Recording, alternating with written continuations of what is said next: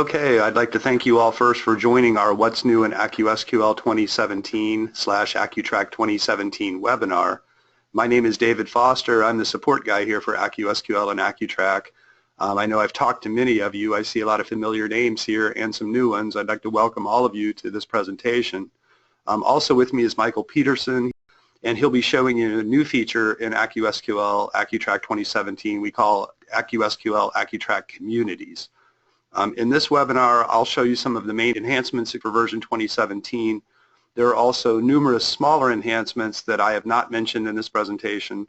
If you'd like to review the full list, I have a PDF document available on our website at www.engineerica.com, or you can email me at support@accutrack.org, and I'll be happy to email you that PDF document. Again, for this webinar, I'll be presenting a slide that briefly goes over what a new feature does. Sometimes I'll show you a problem and then the solution in the software. After that, I'm going to play a brief video that shows you that enhancement or change in the software itself. Staffability scheduling, the problem in the past was it was very difficult and tedious for AccuTrack AccuSQL administrators to have to go into the tutor schedule screen for every tutor, advisor, or staff member and manually add their appointment schedules one by one. So we had a lot of feedback from users indicating that that was a tedious task that they dreaded every semester. The solution for that is we've now empowered tutors, advisors, or staff to submit their own schedules. So instead of creating the schedules for each tutor, advisor, staff, and I use those terms interchangeably because of terminology, which we can change in the software. But anyway, admins can now review the submitted schedules, they can edit them, approve them, and then post them as the regular or custom schedule for all of those staff members. So let's take a look at that real briefly in the software.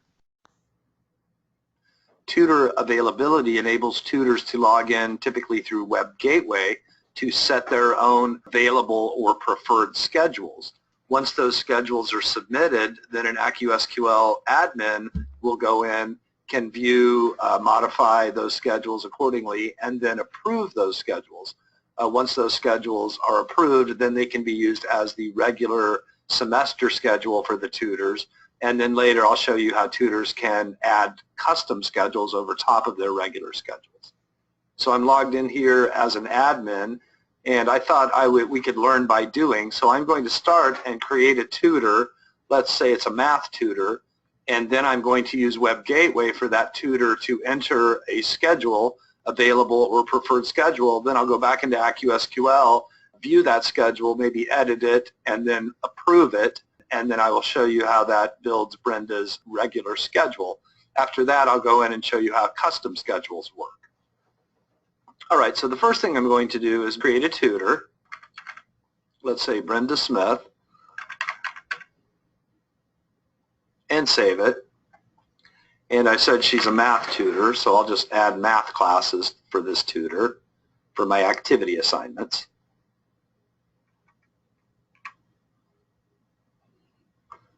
All right, so now Brenda has math classes assigned to her, but I haven't entered any schedule at all. So now I'll open Web Gateway, and I'm going to log in. Oh, I guess I need to, let me add a password here, because I need a password to log in.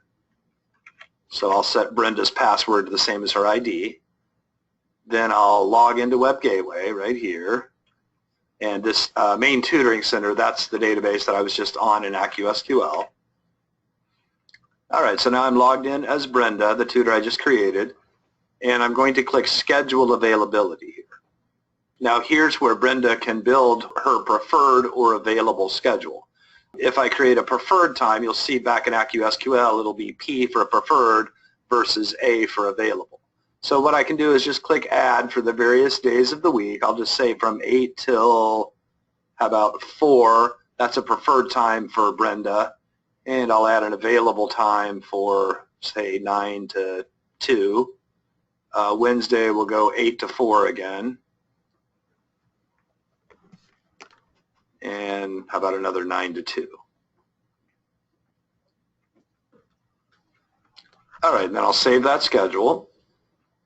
Now before I leave this menu, I want to show you at the top where it says Spring 2017 semester until February 28, 17. Well, where is it drawing that date?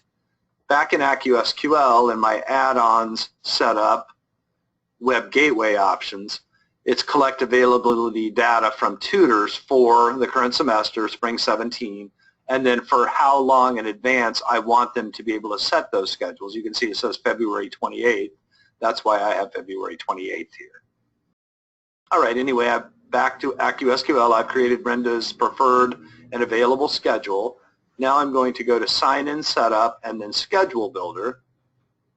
And down here I have Brenda Smith. So here's Brenda Smith. Now I can click her record and it will show me exactly the schedule that was submitted by Brenda. So preferred time from 8 till 4, Monday, Wednesday, Tuesday, Thursday, 9 until 1, or excuse me, until 2 is available time. But now back in my schedule builder, and by the way, I can just go through the various days of the week and look at the schedules for those tutors. All right, so I'm going to look at Monday first here, and I can change resolutions if I want to look at hourly or every 15 minutes. If I do something greater than 20 minutes, I believe it is, then I would have to side scroll to see those additionals.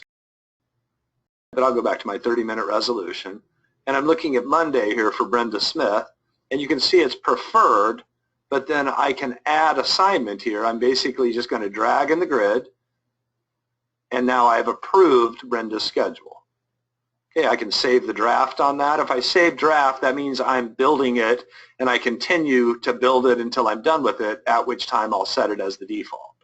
Well, we'll go here and pick Tuesday and approve that for Brenda. Wednesday, and say Thursday.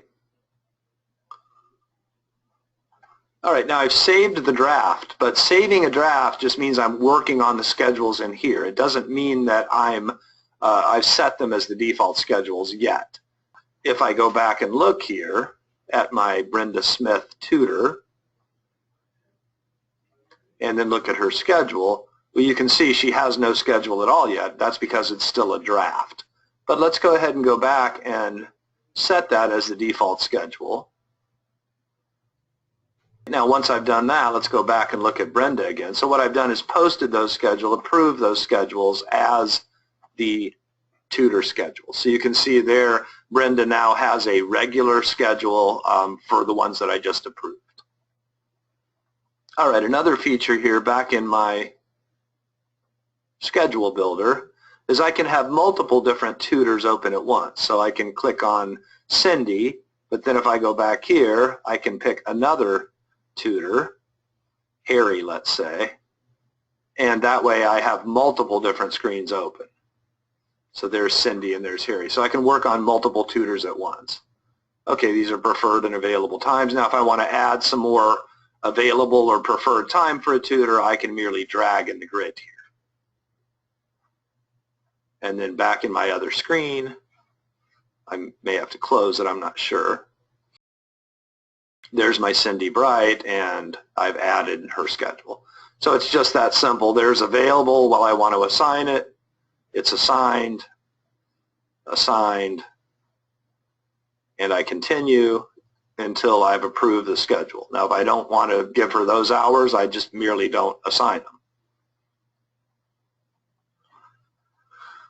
And then I can use as default schedule. Again, I repost that schedule, if you will. I go back and look at Cindy Bright. There's her regular schedule. So that's how you can build the regular schedules in Web Gateway. Now let's go look at the custom schedules for a second. I'm going to go to Set Appointment or View Appointment, either one, and then my Setup tab down here.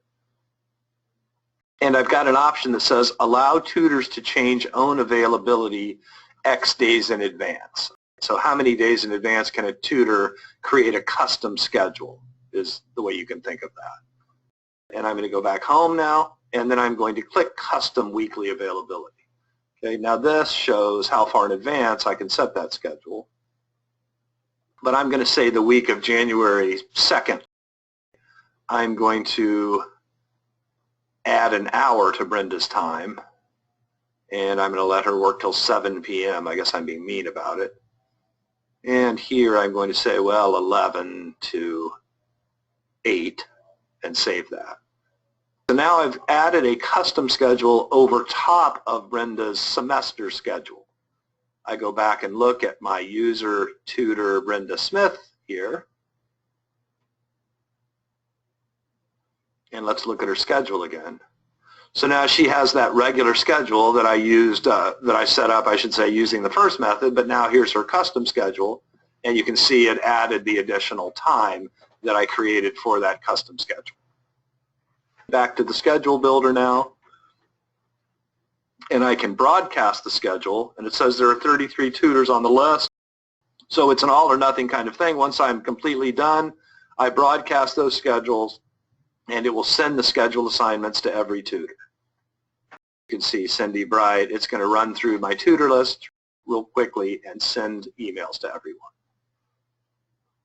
And here's my tutor assignment proposed schedule for Brenda Smith, I believe it was. So 8 to 4, 9 to 2, 8 to 4, 9 to 2.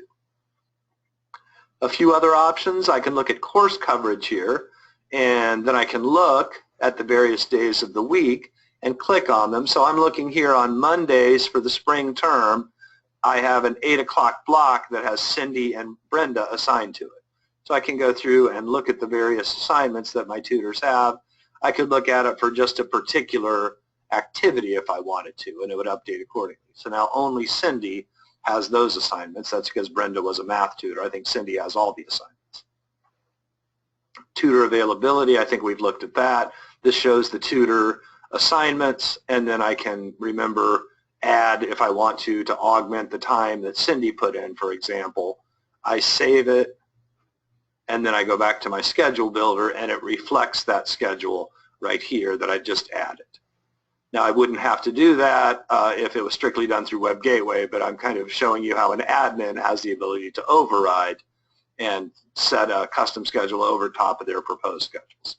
I go look back at Cindy for Tuesday now, and you can see it's added that extra hour that I put for Monday and Tuesday.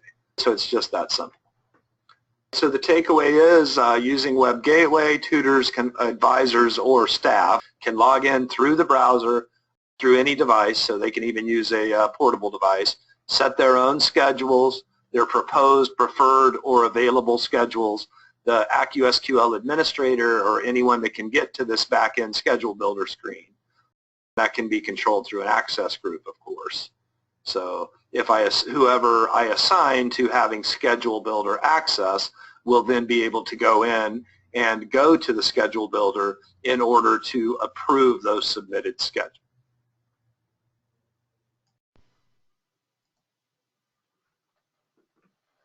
Okay, now I'm going to turn it over to Mike, and he's going to talk about our new AccuSQL AccuTrack Communities.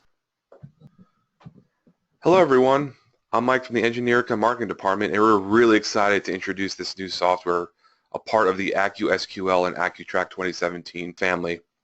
A free feature, our Communities tool is a one-stop experience for students to collaborate and exchange with one another in a safe and secure manner. Not only is Communities already a part of the 2017 software, it is also free to your students. You might be asking, what is Communities? Well, at the top of the screen here, you'll see a general search bar that students can use to search for a specific item or in a specific category. Or they can just skip that, and right below the search bar, you have books, class notes, housing, job offers, and whatnot. And you'll see all the listings within that community of books that are for sale. So right underneath the browser categories, you'll see that green bar. It's going to say, are you a part of the blank community? So it's, for us, it's Engineerica. For your college, it could be the University of Los Angeles or the College of Charleston. That will change depending on the university or college that is using. And underneath that green bar, you'll see a handful of articles encouraging student success and tips and suggestions that students can use to better excel at college or to do better, get better grades, or any kind of resource that you can offer the students to read, which is also a great example, resource for writing in journalism majors, that they can practice their writing on a broader community to where their audience is a lot greater than possibly having a personal blog. Now, if you scroll down a little bit, you'll see 3 boxes. The first one is to create collaborative class notes. That is an excellent way for students to share and edit notes with each other real time in order to really excel in a class. So me and David tried it the other day, and we were just typing a bunch of things, and I could see him type, he could see me type. You can add pictures, graphs, text, anything like that real time, and then share it within your, the group of students in that specific class. The middle box, the Ask, Get Answers, is an easy tool for students to ask other students about anything. It can be about an event, club meeting, intramural, or any other campus activities. It's a great tool for underclassmen who may not know the campus very well or may not know what's going on, and they can ask fellow students in that community about how do I fill out a form or how do I get to this building, and it can get answered. The one on the very right, the Create a New Posting, is an avenue for students to sell their books, electronics, post a job, and more. So that's your basic marketplace for students who are looking for housing, looking for a book that's nearby that they can buy for a specific class, the such. On the bottom of the page, you'll see suggestions based off your area code. So our area code is 32746. Obviously, that's going to change depending on the student's location, but they can search within their zip code for anything for sale. You got books, you can see housing there with the red bar that David clicked on. So you can look at housing. Pretty much anything listed on communities would be found within that zip code. To make sure the communities is safe and secure, all student users must have a .edu email address for verification. Once that is complete, the individual student profile will be verified with a black and white check mark. It's pretty much saying that they're an official, they attend here, they're an official student, and that they won't have any stranger or anyone that might be unsafe for them to trade books with. So with that being said, you guys have a great week, and I'm going to hand the mic back over to David.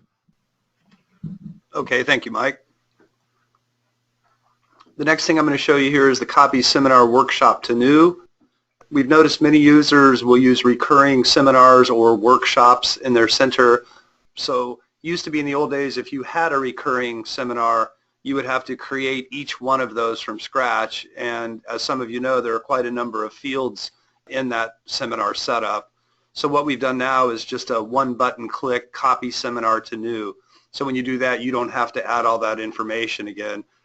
It copies it, and then you can, if you want to, edit it like start date, end date, registration, end date. So let's take a look at that real quick. Seminars or workshops in AccuSQL are typically one-time events that you have in your center, such as a guest speaker, a lecture. So it's a special event that you can collect student sign-ins for. I'll show you quickly how we can copy an existing seminar or workshop to a new one.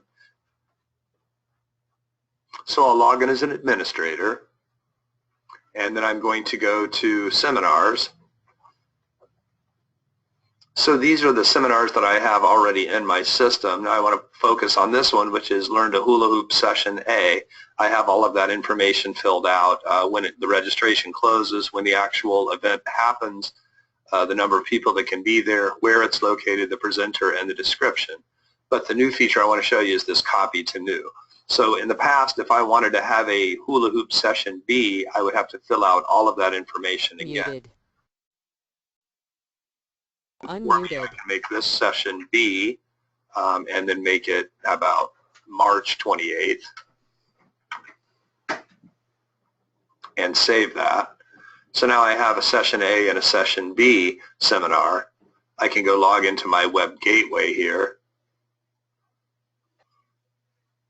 and then I have seminars, register for seminars. So there's Hula Hoop Session A, Hula Hoop Session B. I can quickly then, if I want a session C, I'll copy to new again, make this C, and how about we have one in April. So now if I go back to my seminars here, just that quickly I now have a Hula Hoop Session C. Obviously you can register for a seminar through AccuSQL itself. I could do that from the main screen by clicking Seminar Sign Up, enter the student ID, and then there's my session A, B, and C. And that's all there is to it.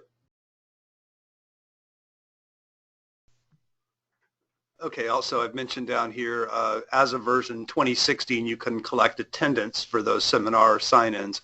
So you can see the students that registered and then the students that actually showed up. So we're trying to create that as a complete solution for tracking registration and attendance at the workshops or seminars. Okay, next I'm going to talk about media renewal. It used to be in the old days, if a student, or I should say you loaned material to a student, such as a book or calculator, if that item became past due or late, we check it in and then back out to give it to the student for an extended period of time. Using the media renewal feature, you simply click a button and you can extend that due date for any of the items. So as many of you know, media checkouts are used to loan material to students, things like books or calculators or portable devices, whatever materials that you loan to students.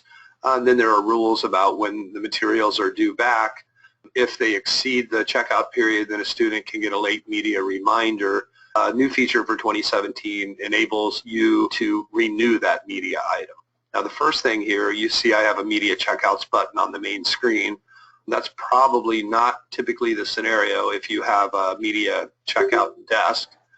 Then the AccuSQL admin would be checking out and renewing media from the back end of the software. So I'll log in as an admin here real quick. And then I'm going to go to Sign In Setup, Setup. So here, if I uncheck the Media Checkouts button, that would take that button away from the student, so they wouldn't be checking in their own materials. Obviously, you'd be doing it for them. Unmuted. Sign-in screen, and I have a student ID here for a student that has late media. So it's telling me that Diego has a calculus book that is late. I click OK, and I'm signing in as the student here. And then it lets me go through my normal sign-in process. Now, I'm not going to do that in this case. But let's say that I want to renew that book. Diego's needing that book for a little longer. So I'll go in as an admin. And in this scenario, let's say I'm the one that's manning the fort, so to speak, for the media checkout desk. I go to media checkouts, and briefly here's all of the materials that I have in my system. So these are the materials that I can potentially loan out to students. And press media checkout, that would be where you can swipe or scan a barcode quickly for a media item and then scan a student ID, and it's kind of a hands-free sort of scenario. But what I'm getting at is the media check in out. So I'll look now for what materials are late. So let's say Diego has come over to the media desk and he says, I got a message that my calculus book is late. I'd like to renew that if possible. So I'm going to pick that book, click OK, and it looks like he's got a couple items here. One checked out, the other one is late. So down here I have a new button called Renew. When I click that, then I can determine what extension period I want to give for that loan material. So I'm going to say, okay, fine, Diego, you can have the book until February 26th. So now that media item is no longer late, it's now renewed, and it will be due on February 26th. If February 27th rolls around and Diego logs in, then he'll get that late media reminder just like we saw when he tried to sign in. Okay, next up is student group imports and in activating students and or tutors that are in a group. The problem is when you import students into a group, it imports all of the students, but if some students are already in there, let's say they're not on the import file, but they exist currently in the student group, well, all it would do is add the new students and keep the old ones there, so your list could become stale. You would have students in the list that you may not want there. So this new import allows you to basically drop the students that are in that student group, and then you can import them fresh. We'll see if the student already exists in the student group and they're also in the import file, it will just report uniqueness violated, but that student will remain in the group. So let's take a look at how that works real quick. Well, we've had student groups for quite some time in AccuTrack or AccuSQL. We now have the ability to overwrite the students that are members of various groups. Here I'll go look at a group I have called At Risk here, and I've got 4 students in that. So now let's say that I want to import a new group of at-risk students. I can overwrite any students that are already there. For example, they're no longer at risk, and it will overwrite their information. Now, if the student already exists and is in that group at risk in this example, it will merely keep that student in the group, and I believe it gives a uniqueness violated because that student is already there. So let's run through that real quickly here. Database import. I've got a file here, and I'm importing into my student groups, and here it says override existing group, so I'll select that, and then I just map my fields. So there's my group name, there's my ID. Click next, and as you can see down here, some of these students are already in there because they were already in my at-risk group, but that's fine, it will add the new ones. Click finish. So there's my at-risk group. It added all the new students that were part of that import file, and then it kept the students that were already part of the at-risk group. Another option I have for student groups is to set everybody in my group to inactive. So what if I had a group that was graduating seniors, for example? I can then just set all of those group members to inactive right here. And then I go back and look at my students, and here's my at-risk. I can filter on that, or excuse me, my active no. So those are all the students that I just set to inactive based on that student group. Now if I want to set them back to active again, I can just pick them and then click the set active inactive. And let's filter on inactive, select all. So now I set those 12 students back to active, and they'll appear now back in my group right here. Next up, I'm going to show you a series of other enhancements that we use to make the user experience better. Things like hiding data that's inactive, making it easier to find data, and some other interface options that we've added. And also we've added a couple of features to Staff Panel. So I'm going to show you that. Now I'll run through some of the other enhancements in AccuSQL 2017, starting with pinning inactive records for students, tutors, categories, and or activities. So I'm logged in as admin. I'll go to Users, Students, and here's the new pin menu. So you can see I have some students that are active or inactive. I can pin all inactive categories and or pin all inactive activities. That's right down here. I'm only seeing active categories, and within that advising category here, I'm only seeing active, and you can see throughout the various items, I'm only seeing active. If I uncheck that, then I would have to unpin and pin again. Now I'll see both active and inactive activities in this case. All right, the next thing is some improvements to semesters. Now in semesters, remember that's where we add the activities that will be active for that semester, for the current semester. So what I'm going to do to show you this is log into 16 and 17 and show you the differences.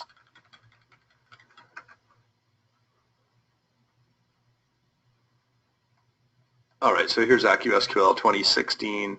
I'm going to go to System, Semesters, and this may be familiar to many of you.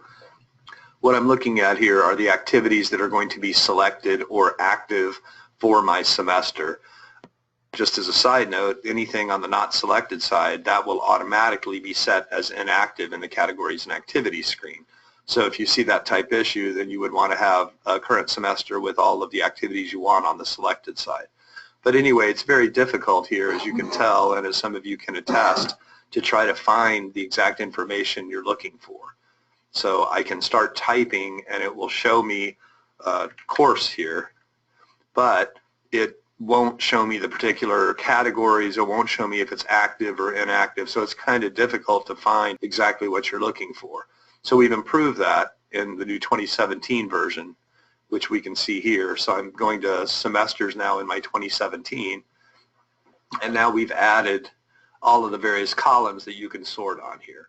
So as you can see, I've got active, inactive. Here's my categories, activity ID, activity. So let's say I just want to see English classes, that are not selected, I can right-click on English classes, filter on that.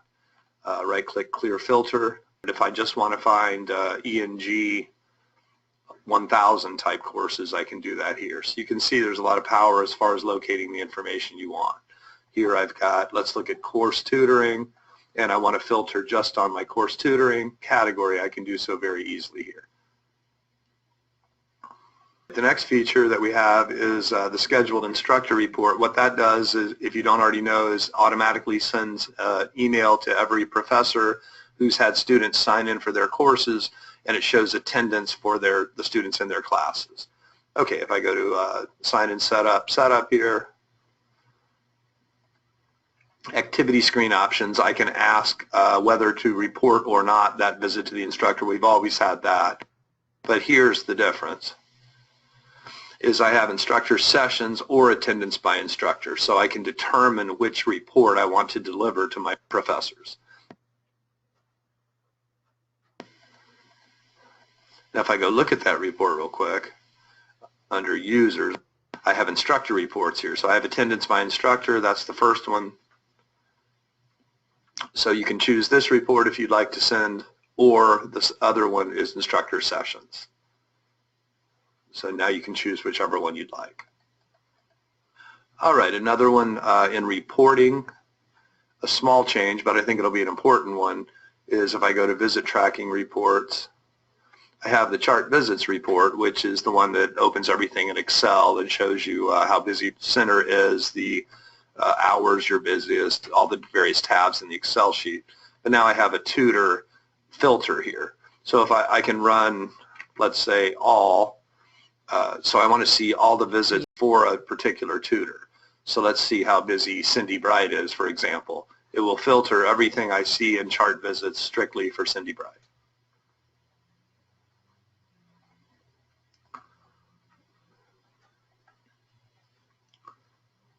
And she's the tutor I use all the time, so there's a lot of information in there. But it's the same type report, but now it's all filtered by that particular tutor. To show you the difference, if I picked a tutor that had a lot less going on, I'm filtering on Karen.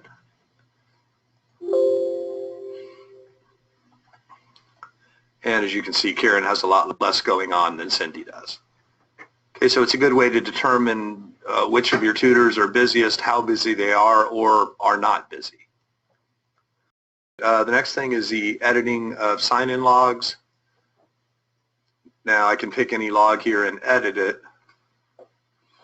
And in the old days, if I wanted, hey, let me find one with an activity, it'd make more sense. So in the old days, if I wanted to change the activity, for example, or sign a student in for a different activity, I wouldn't know what's active or inactive. So it's very difficult to locate. If you have different categories every semester, let's say the courses change, you inactivate the category, well, you'd have to fish through all of that. But now I can right-click and filter, so now I'm seeing only my inactive, clear the filter, only see my actives, and then I can do a sub-filter too. So how about I want to only see active, but I only want to see where it's math 110, for example. So now I'm seeing the active basic math 110, clear filter. If I just want to see English, for example, I can right-click and filter on that value. So a lot easier to locate the information, basically, is what it comes down to. All right, for the next example, I'm going to have to assign some students into some different labs. What I want to show you here is we've added filtering in the staff panel by local lab. So in the old days when students signed in, if it was a tutoring center, advising center, a default lab, a computer lab, we had no way of filtering staff panel based on what it's currently set to. So I'll just show you that real briefly here. First I'll go to my lab ID in AccuSQL, and I'm on the default all lab, which is good. It's the show everything lab. So I'll sign in a student here. And it looks like they have late media. And I'll pick anatomy and physiology as fine. Okay, and I'll pick, how about Laura? All right, so that student is signed into the default all lab with Laura. Let's do another one. Default all lab, and this time we'll pick Cindy.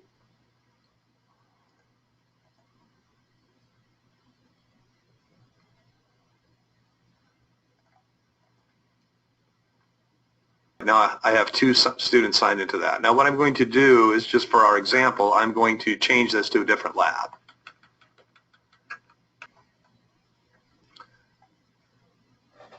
Okay, so I've logged into AccuSQL 2017 here. I'll go to System, Lab IDs, and I was on default all, so let's set it to the Math Lab. Return to sign in a few more students.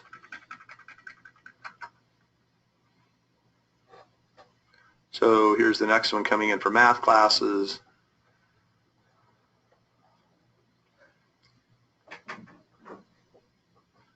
And let's pick Cindy again. And one more. And how about calculus?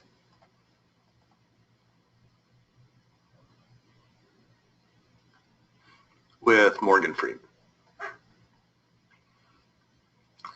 All right, so now I have several students signed in to different labs. And I'm going to close AccuSQL because ultimately I want to show you staff panel. And I have that down here. And I'm going to log in as the tutor, Cindy Bright.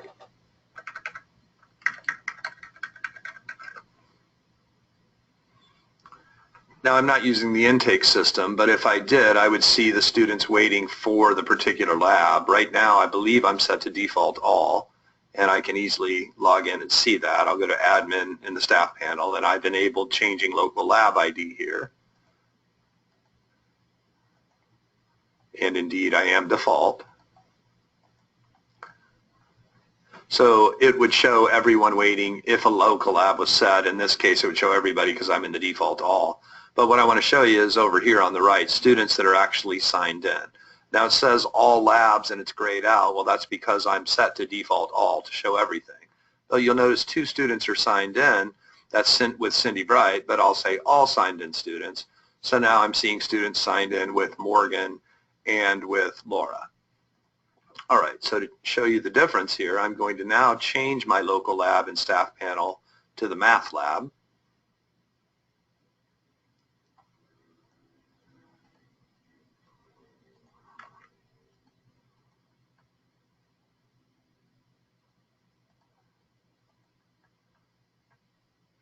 And now I only have one student showing.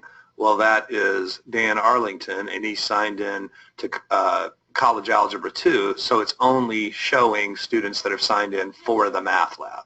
If I do all signed in, well, now it would show me Cindy and Morgan, which are both waiting in my math lab here. If I did all labs, all signed in, it would be just like the default all. So I'm seeing every student signed in to every course, whatever the lab may be, and for every tutor that they're signed in with.